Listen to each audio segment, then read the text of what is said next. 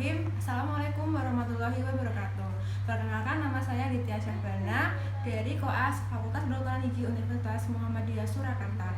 Pada kesempatan hari ini, saya akan mensimulasikan prosedur dari kuretase gingiva. Yang pertama, apabila pasien datang, maka kita akan melakukan senyum, salam, dan sapa kepada pasien, kemudian menanyakan identitas pasien yang terdiri dari nama, alamat, umur, dan pekerjaan, kemudian juga status. Kemudian setelah itu kita mempersiapkan pasien untuk duduk di dental unit, kemudian melakukan pemeriksaan subjektif atau anamnesis. Nah, dari hasil anamnesis didapatkan bahwa keluhan utamanya pasien datang dengan keluhan giginya itu berwarna kekuningan, dan juga pasien mengaku sering berdarah saat menyikat gigi. Kemudian dari riwayat kesehatan umumnya, pasien tidak memiliki riwayat penyakit sistemik dan memiliki alergi terhadap obat insana. Dan selanjutnya saya akan melakukan pemeriksaan objektif. Jadi pemeriksaan objektif ini didapatkan bahwa pada gigi 1 dan 21 itu terdapat bleeding on probing, dan kemudian dari kedalaman poketnya itu 4 dan 5 mm. Nah, selanjutnya saya akan menentukan diagnosis. Dari diagnosisnya adalah gingivitis, et causa, plak, dan kalkulus. Kemudian selanjutnya menentukan treatment planning. Untuk treatment planningnya menyampaikan kepada pasien bahwa keadaan gigi dari pasien itu namanya adalah gingivitis, atau bahasa awamnya itu adalah peradangan dari gingiva yang disebabkan atau peradangan dari gusi. Penyebabnya itu adalah dari penumpukan karena gigi atau kalkulus, karena kebiasaan dari menyikat giginya yang tidak benar atau salah pada saat menyikat gigi. Kemudian setelah itu, untuk perawatan yang akan dilakukan, diberitahu pada pasien bahwa perawatannya ini nanti akan dilakukan pembersihan karang gigi dan kemudian dilanjutkan dengan tindakan pembedahan. Nah, untuk urutannya, yang pertama itu adalah fase inisial terapi. Untuk fase inisial terapinya itu dilakukan scaling dan root planing. Kemudian dilakukan evaluasi selama 1 minggu. Kemudian setelah itu masuk ke fase yang kedua, yaitu fase bedah. Kemudian dilakukan evaluasi juga selama 1 minggu. Lalu jika sudah dilakukan fase yang keempat, yaitu maintenance. Di fase maintenance ini dilakukan DHE. DHE ini terdiri dari cara menyikat gigi, cara menjaga kebersihan rongga mulut, kemudian pasien diinstruksikan untuk selalu kontrol berkala datang ke dokter gigi setiap 6 bulan sekali.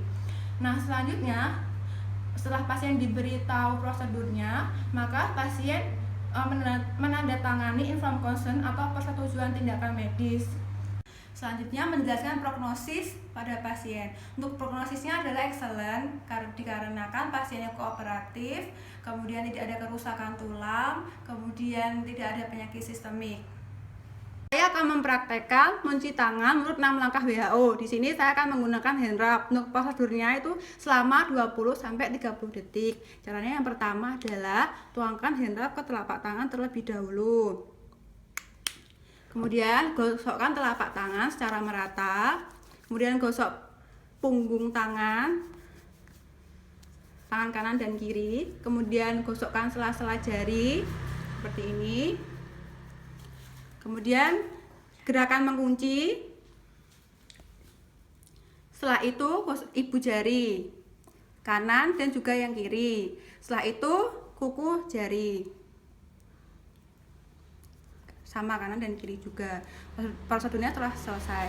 Dan memakai masker atau alat pelindung diri yang terdiri dari masker dan kemudian memakai handscoon.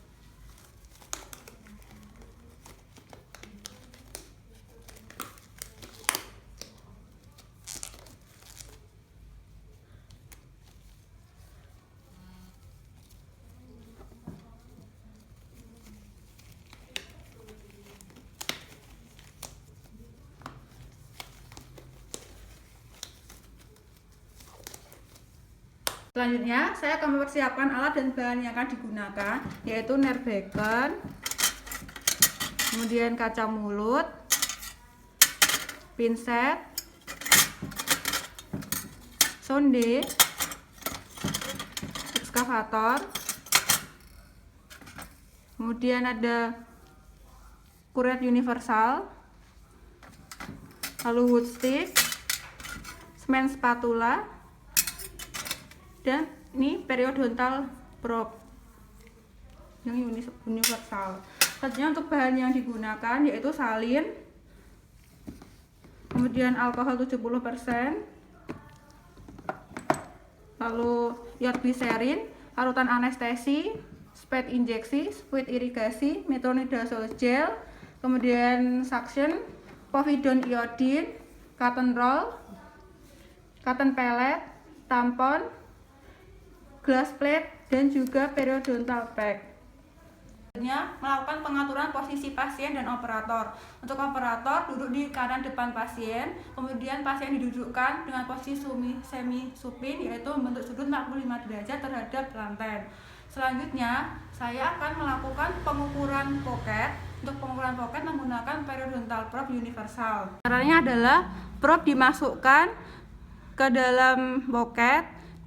Untuk pengukurannya dari dasar poket ke margin gingival, untuk memegangnya dengan modified pen graft dan dengan fiksasi, dimasukkan menelusuri dan dicatat pada bagian yang kedalaman probingnya adalah yang paling tinggi. Didapatkan pada yang paling tinggi di gigi 11 itu adalah 4 mm pada bagian bukal, dan pada gigi 21 itu 5 mm pada bagian distal. Selanjutnya adalah melakukan asepsis pada daerah operasi menggunakan povidone iodine pada bagian yang akan dilakukan anestesi. Kemudian setelah itu dilakukan anestesi. Untuk anestesinya dengan teknik infiltrasi, bevelnya menghadap ke arah tulang, dimasukkan ke mucobukal valve sebanyak 0,5 cc. Jika sudah, setelah itu dilakukan scaling dan root planning.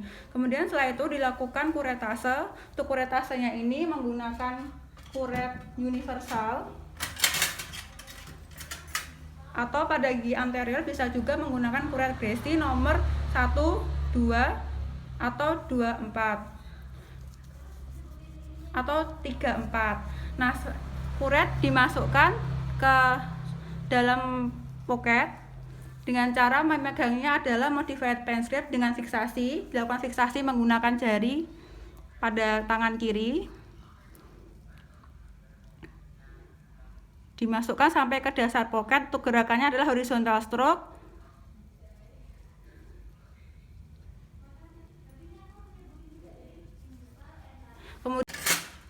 Kemudian untuk tandanya apabila kuretase ini sudah selesai itu adalah akan keluar darah segar, kemudian jaringan granulasi sudah terambil seluruhnya, dan dinding jaringan lunaknya itu halus dan tidak terdapat kalkulus, dan dicek menggunakan sonde.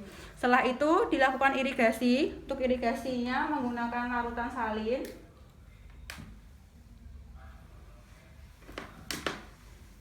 Dan juga diberi suction.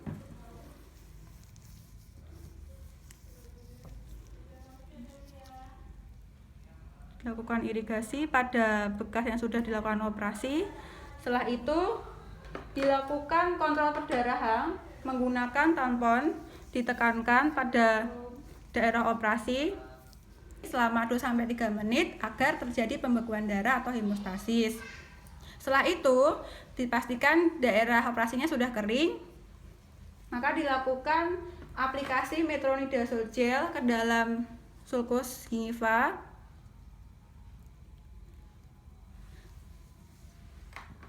Kemudian dilakukan aplikasi dari periodontal pack. Sebelumnya dilakukan isolasi terlebih dahulu pada daerah operasi. Selanjutnya adalah manipulasi dari periodontal pack yang terdiri dari base dan katalis. Perbandingannya 1:1. Diaplikasikan di atas glass plate sama panjang. Kemudian dilakukan manipulasi menggunakan wood stick. Diaduk secara memutar sampai homogen. Kemudian setelah itu diambil. Kemudian handscoon ini dibasahi menggunakan iod gliserin, kemudian diambil ke dimasukkan, ditaruh di handscoon ini, dibentuk secara silindris. Kemudian setelah itu diaplikasikan pada daerah yang sudah dioperasi. Nah, untuk ketentuannya pada saat aplikasi periodontal pack ini adalah bagian pastikan pada 1/3 dari cervical gigi ini tertutupi, namun tidak sampai mencapai pada bagian insisal.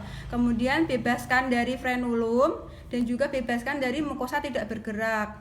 Setelah itu pada bagian interdental juga ditutupi agar tidak mudah lepas periodontal pack-nya. Kemudian dilakukan muscle trimming, bibirnya ini disibakkan gini, kemudian dilakukan muscle trimming agar membentuk alur dari mukosa. Kemudian instruksi pada pasiennya itu adalah yang pertama, pasien tidak boleh makan dan minum yang panas selama 24 jam dan pasien tidak boleh merokok. Apabila merokok, pasien tidak boleh makan atau minum terlebih dahulu selama 1 jam.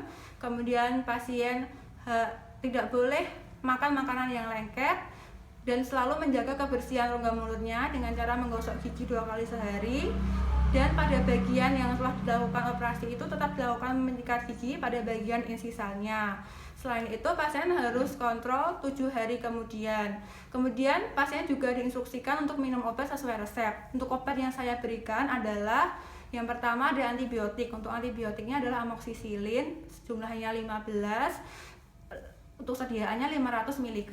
Kemudian diminum 3 kali sehari selama 5 hari dan diminum sampai habis. Kemudian yang kedua diberikan antiinflamasi, yaitu natrium diklofenak, sediaannya 50 mg sebanyak 10, diminum 2 kali sehari bila perlu atau apabila sakit.